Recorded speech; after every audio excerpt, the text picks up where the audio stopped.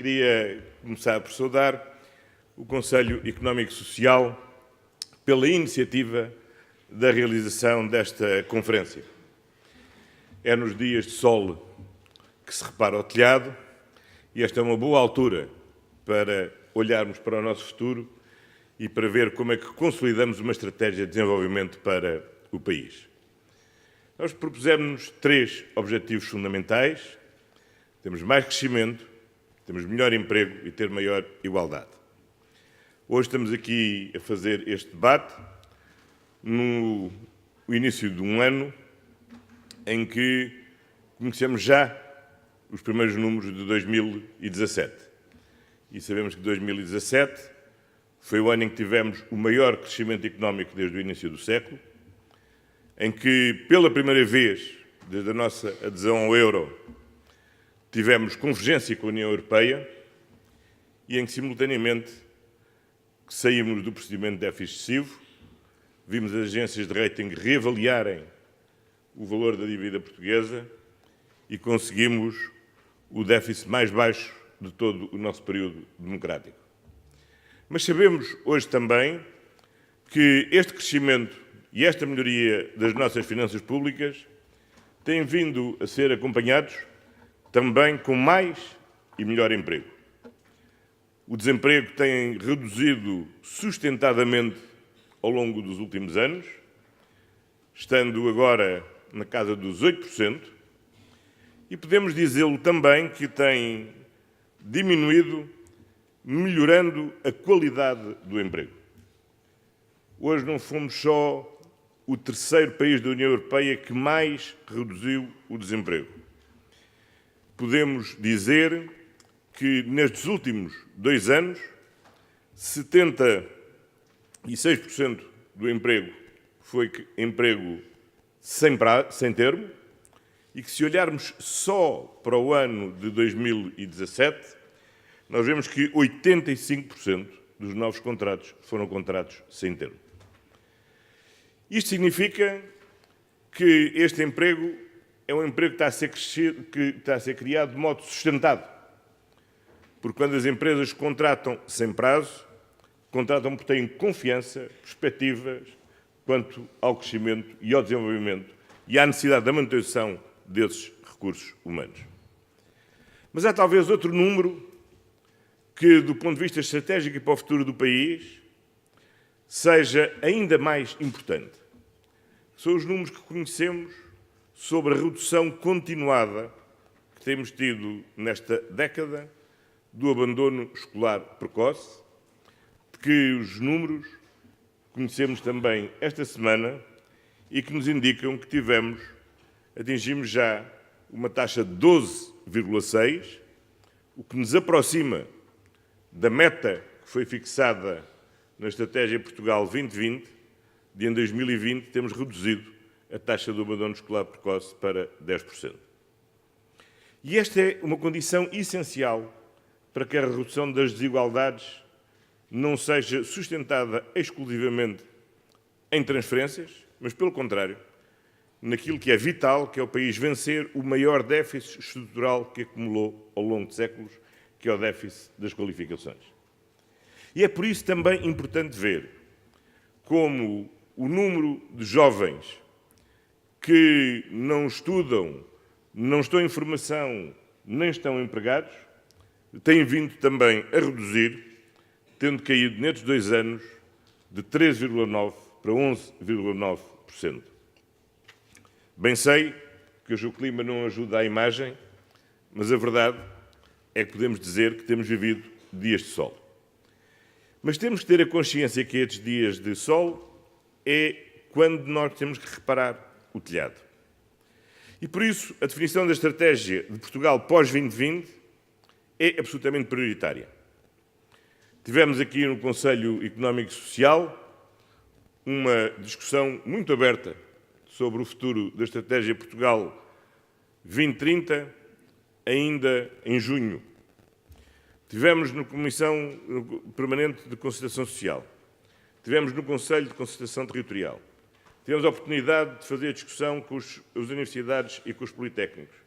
Tivemos já a oportunidade de fazer essa discussão em todos os concelhos regionais.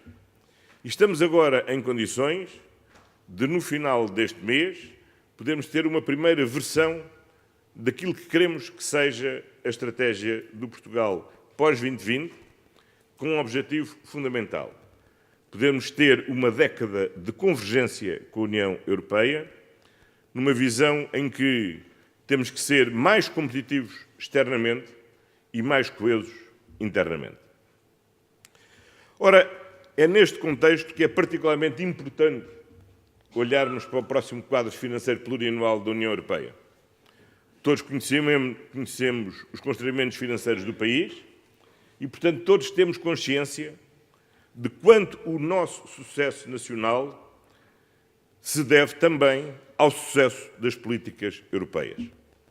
Ao contrário de que muitas vezes acontece, como sublinhou aqui o Jorge Daci, nós não tendemos a ter em Portugal a visão de que tudo que corre bem em Portugal se deve a nós e tudo que corre mal se deve à União Europeia. Temos bem consciência que, em grande medida, aquilo que corre bem em Portugal se deve à nossa participação ativa na União Europeia.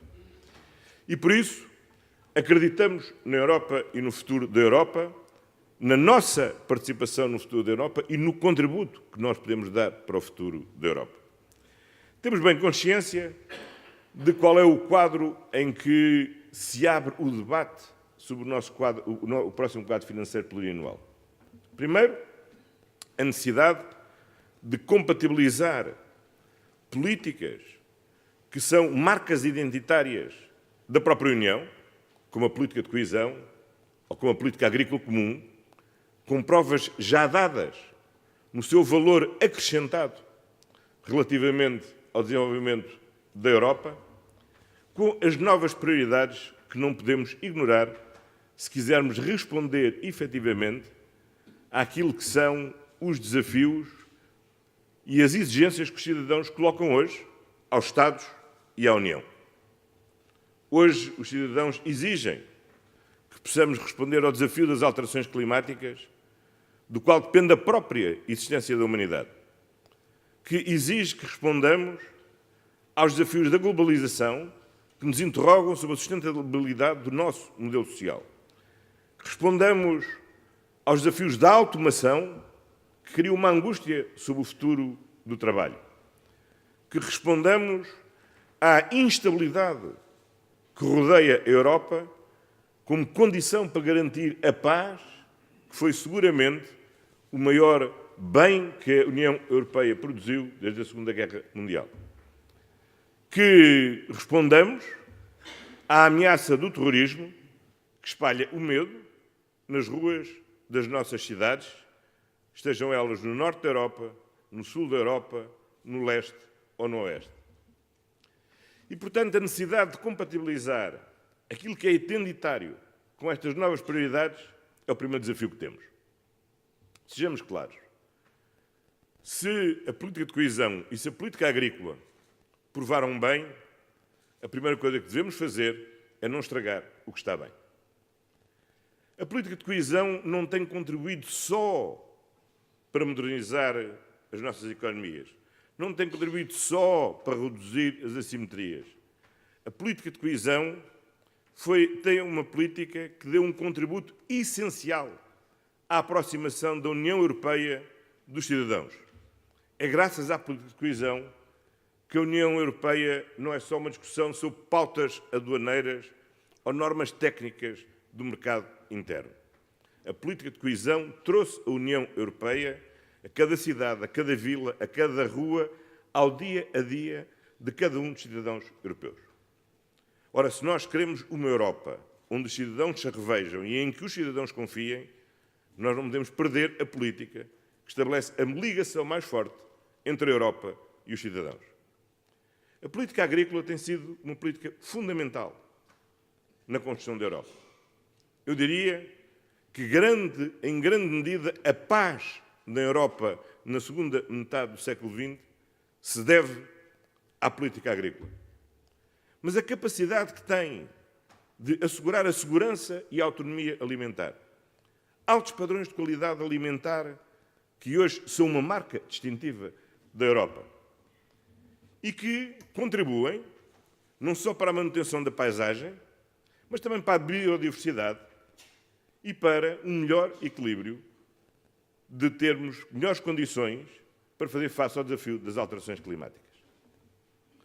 Também aqui, se a política agrícola corre bem, não vamos estragar aquilo que corre bem.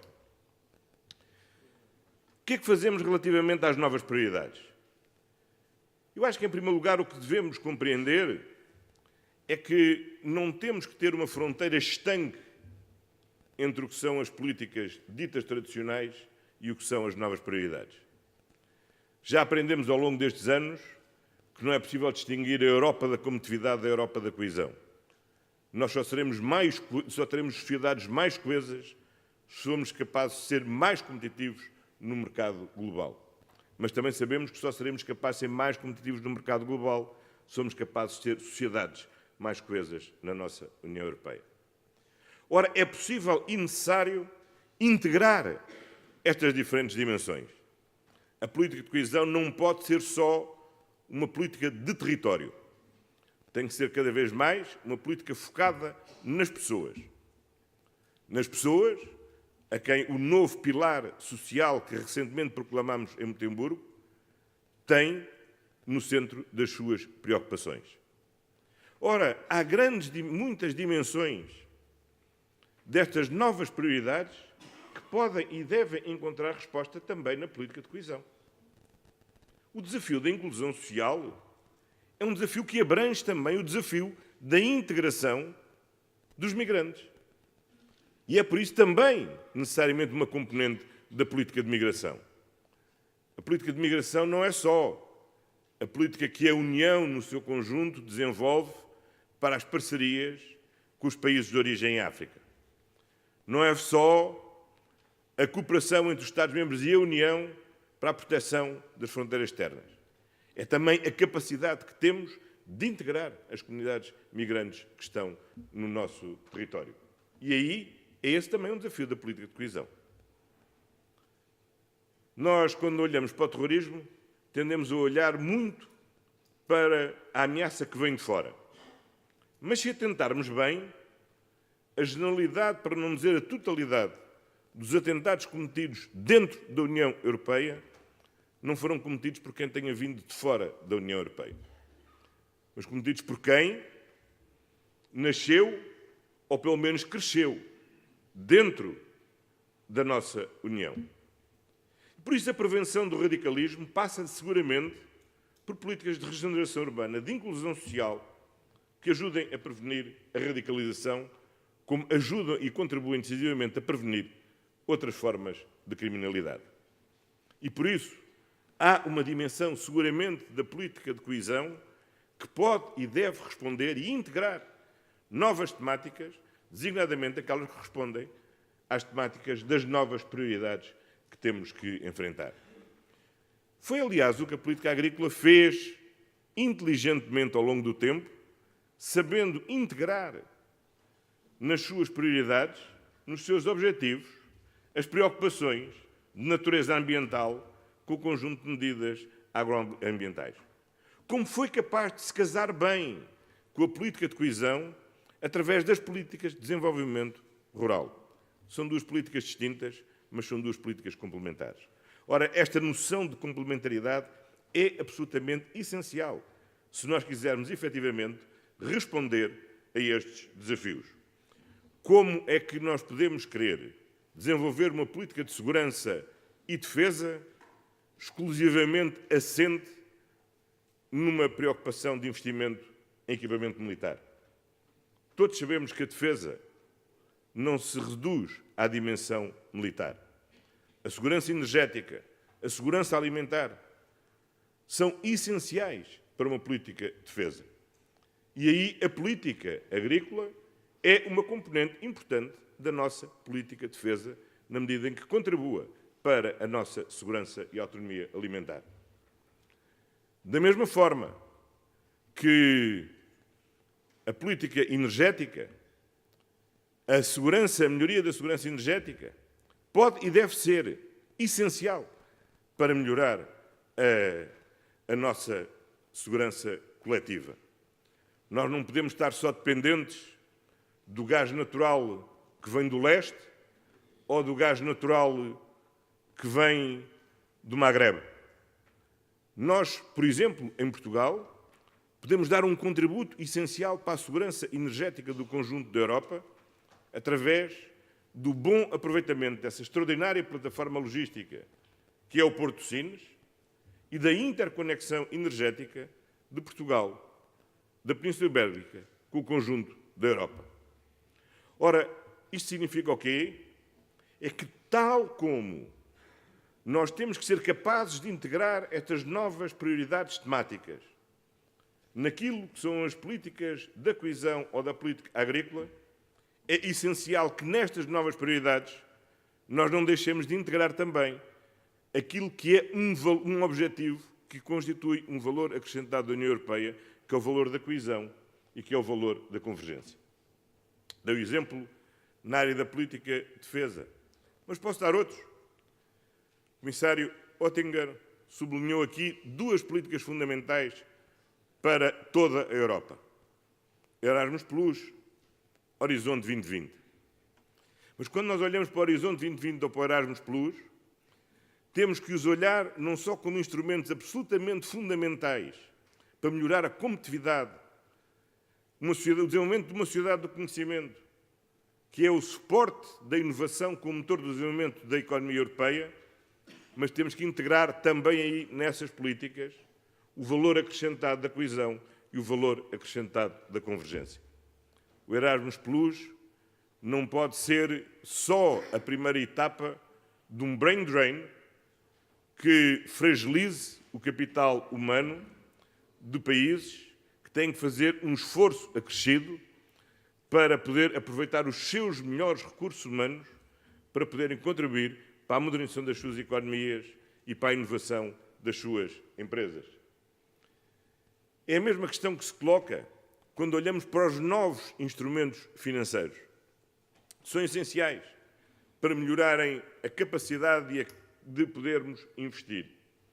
Mas temos que ser claros e perceber que, quando olhamos para a distribuição geográfica dos novos instrumentos financeiros, como o Horizonte 2020 ou como o Plano Juncker, nós verificamos que, se não soubermos regulamentar bem estes novos instrumentos, eles não favorecerão a coesão, mas, pelo contrário, podem acelerar as assimetrias entre os diferentes Estados-membros. E é por isso que também nestes novos instrumentos, como nestas novas políticas, nós temos de ser capazes de integrar estes objetivos fundamentais da coesão e da convergência. Este primeiro desafio de complementar aquilo e de manter as políticas que provaram bem, que são marcas identitárias da União, com as novas prioridades inadiáveis do ponto de vista dos cidadãos, coloca-se num contexto próprio. E é um contexto onde temos de ter em conta aquilo que é, indiscutivelmente, a necessidade de reforçar a convergência no conjunto da União. Nós não podemos ignorar o que aprendemos com a crise após 2008. Ainda recentemente, na sua comunicação de 6 de dezembro sobre o futuro da União Económica e Monetária, a Comissão Europeia dizia algo extremamente importante e que vou citar. Uma das lições da crise económica e financeira internacional que se iniciou em 2008 é que a convergência e a criação de estruturas económicas robustas são cruciais para a prosperidade da União e, em particular, para o bom funcionamento da moeda única. Esta constatação da Comissão não acrescenta, verdadeiramente, ao que todos os relatórios técnicos que antecederam o lançamento do euro, desde os relatórios dos anos 70 ao último relatório de Jacques Delors, em 1989, nos diziam de que, para a otimização da nossa união monetária, é fundamental podermos ter uma capacidade orçamental que ajude à convergência.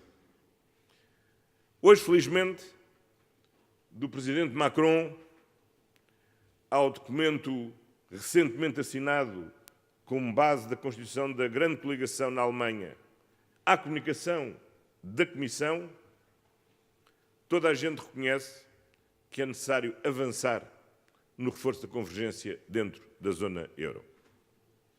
Bem sei que há quem discuta se esse orçamento deve servir, sobretudo, para fazer face a choques assimétricos ou simétricos, e há quem o veja, sobretudo, como um instrumento de financiamento de investimentos que permitam financiar reformas estruturais, aumentar o potencial de crescimento ou ultrapassar bloqueios estruturais de cada um dos Estados. Se pudermos ter os dois, melhor. Mas se tivermos que escolher, não tenho, do meu ponto de vista, qualquer dúvida que mais vale prevenir do que remediar, mais vale reforçar a convergência do que fazer face a choques e, portanto, claramente, a prioridade deve ser um investimento que permita financiar a realização dos investimentos, que permitam melhorar o potencial produtivo, permitam eliminar os bloqueios estruturais à competitividade e à coesão e que permitam fazer o catching up dos países que têm de se aproximar dos países que têm maior competitividade. Como disse o Comissário Oettinger, ninguém deseja que o Luxemburgo empobreça, mas todos desejamos que haja menor disparidade de riqueza entre cada um dos países e o Luxemburgo. E é esse esforço que temos de fazer. E temos que o fazer com espírito aberto, compreendendo o ponto de vista dos outros, da mesma maneira que temos que fazer os outros compreender o nosso próprio ponto de vista. É claro para mim que não haverá acordo na União Europeia para a criação de orçamentos de transferência, orçamentos que financiem o risco de políticas financeiras irresponsáveis ou o adiamento de reformas que cada Estado-membro tenha que fazer. E não podemos ficar bloqueados, como temos estado nos últimos anos, cada um a pedir aquilo que sabe que o outro não pode dar. Nem quem pode dar continuar a recusar avançar com base no preconceito que os outros não vão fazer aquilo que acham que os outros têm de fazer. Só há uma forma de romper o bloqueio. É cada um fazer o que lhe compete, pode e deve fazer. E é por isso que a ideia presente na comunicação da Comissão de termos um orçamento, ou uma base, ou uma linha orçamental dentro da Comissão ou fora do orçamento da Comissão, que vá criando uma capacidade orçamental própria da zona euro, associado ao semestre europeu, me parece um caminho extremamente positivo. Porque nós temos de dar coerência aos diferentes instrumentos que temos. E não podemos multiplicar exercícios de avaliação sem que, simultaneamente, tenhamos os instrumentos necessários para dar resposta àquilo que são os resultados da avaliação. A avaliação do semestre europeu não pode ser só um exercício punitivo.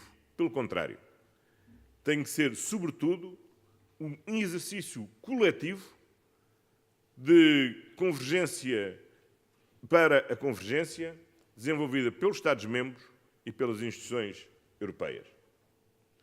A Comissão tomou uma iniciativa ousada de propor que, desde já, com base nas verbas das reservas de eficiência dos atuais quadros comunitários, se possam lançar um projeto piloto do que possa ser esta capacidade orçamental.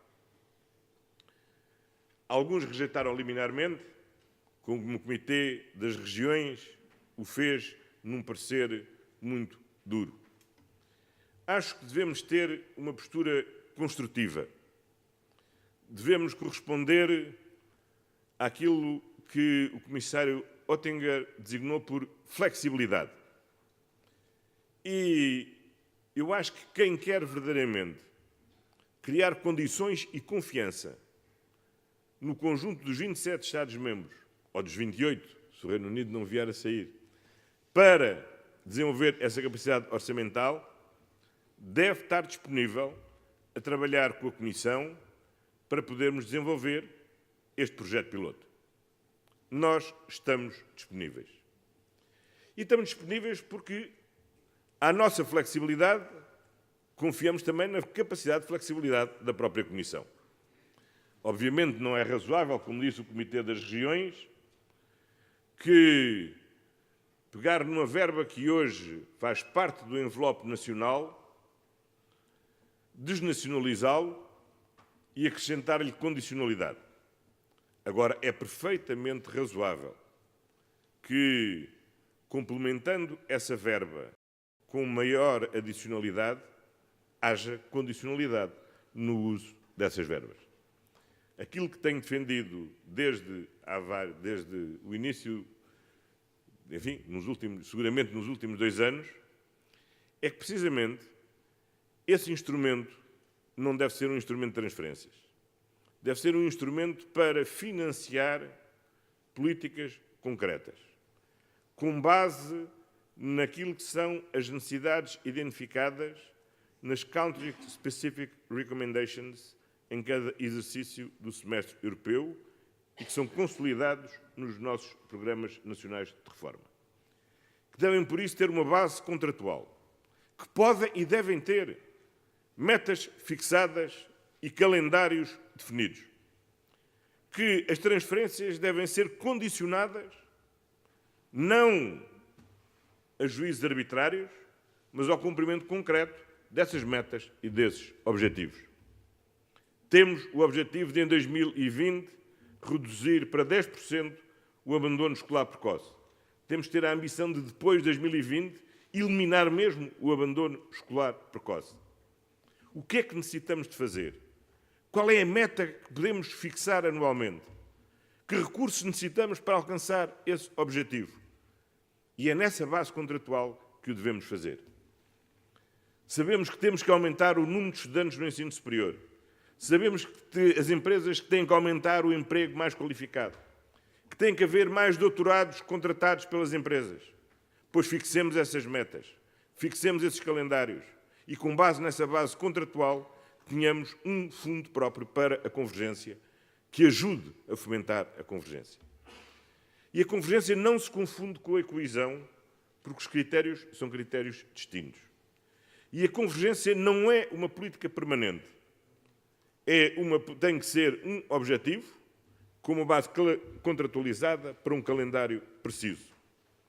E uma vez ultrapassado esse objetivo e essa necessidade, pode porventura não continuar, ou pode ser necessário haver outro esforço de outra política que seja necessário prosseguir.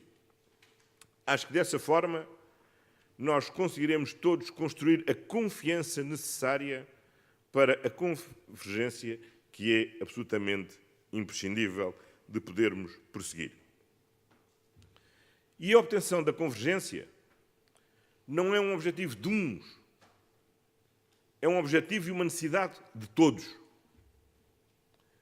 O desafio das migrações tem que ser assumido com solidariedade.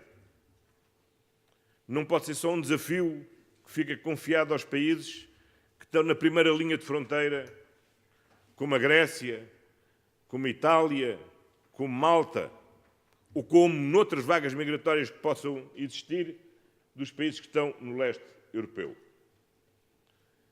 E Portugal, que tem a comodidade geográfica de estar suficientemente periférica desses centros de pressão, pode dizer com autoridade, porque não é um país que esteja na primeira linha de pressão. Mas entendemos ser nosso dever que devemos solidariamente compartilhar com todos os outros Estados-membros a responsabilidade que temos, que a União Europeia tem no seu conjunto, de assegurar a proteção internacional a quem dela carece. Mas sejamos todos claros na avaliação da experiência dos últimos 2 anos. Não basta existir um regime de cotas para que a solidariedade possa existir.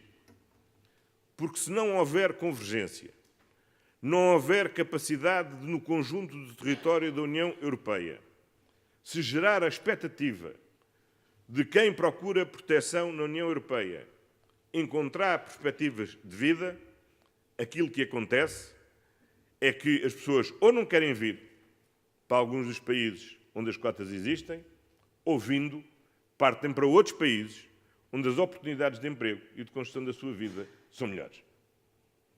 Portugal duplicou a oferta de acolhimento de refugiados relativamente à que era a cota fixada. O país precisa, objetivamente, de mais pessoas a viverem em Portugal para contrariar a dinâmica demográfica. Todos temos consciência que não basta políticas de natalidade para inverter a trajetória demográfica que temos. Sabemos bem que há regiões e há setores de atividade que hoje têm carência de mão de obra e necessidade de poder haver outras pessoas que venham ver para Portugal e assumir e preencher essas necessidades.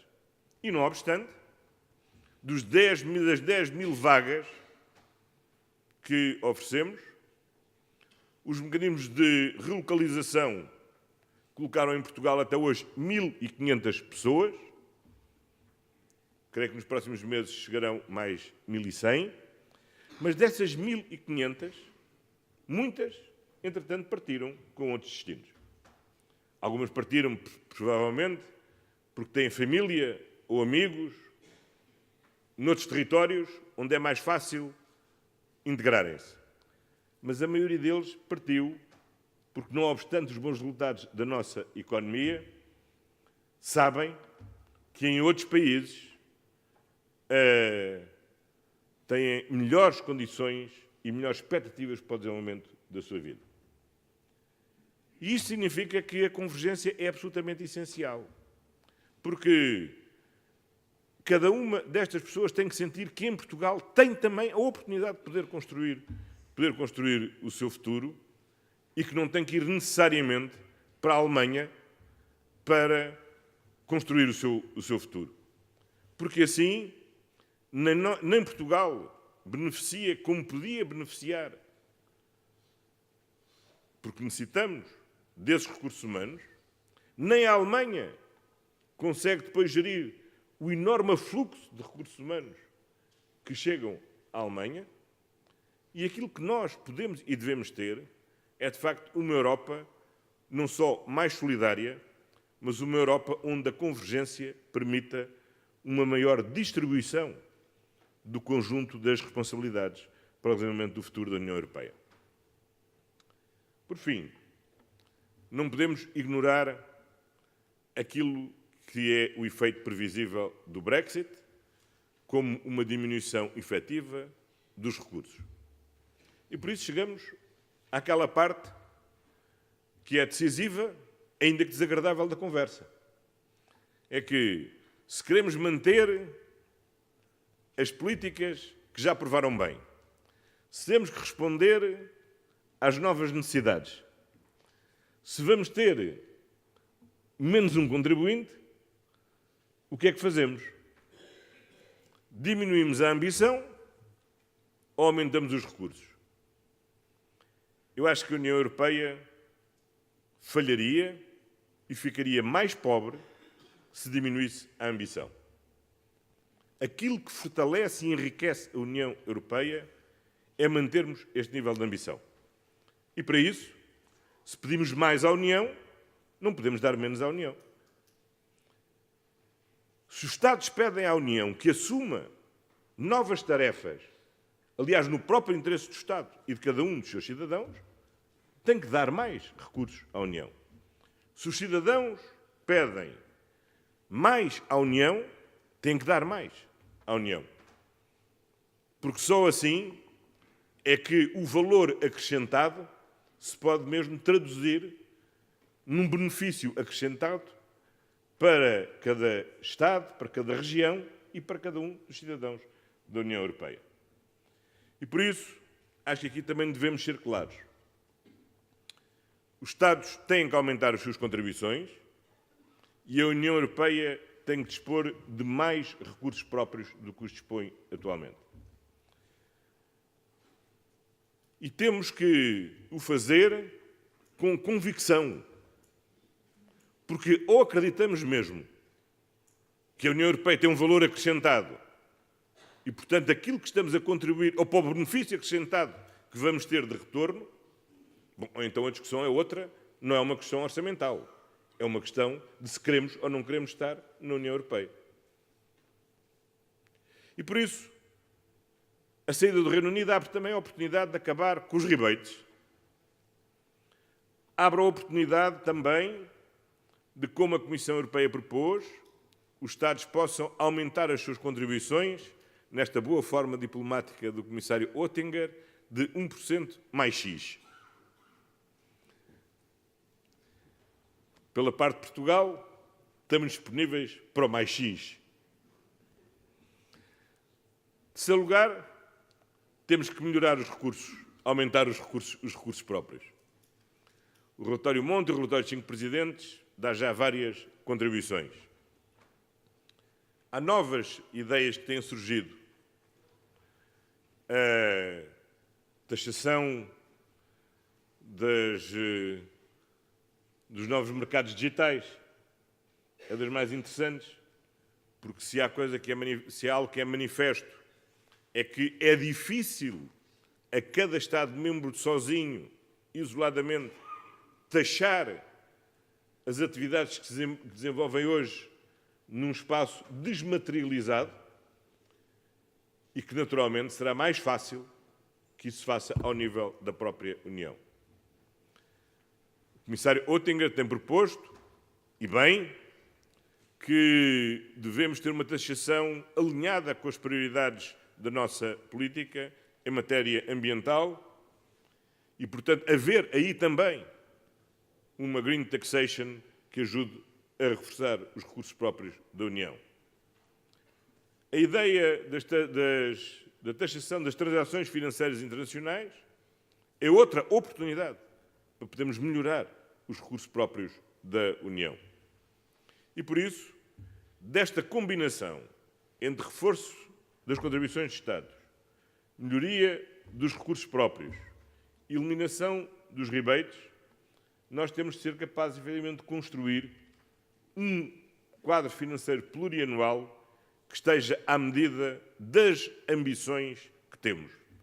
E essas ambições todos temos enunciado de uma forma muito clara.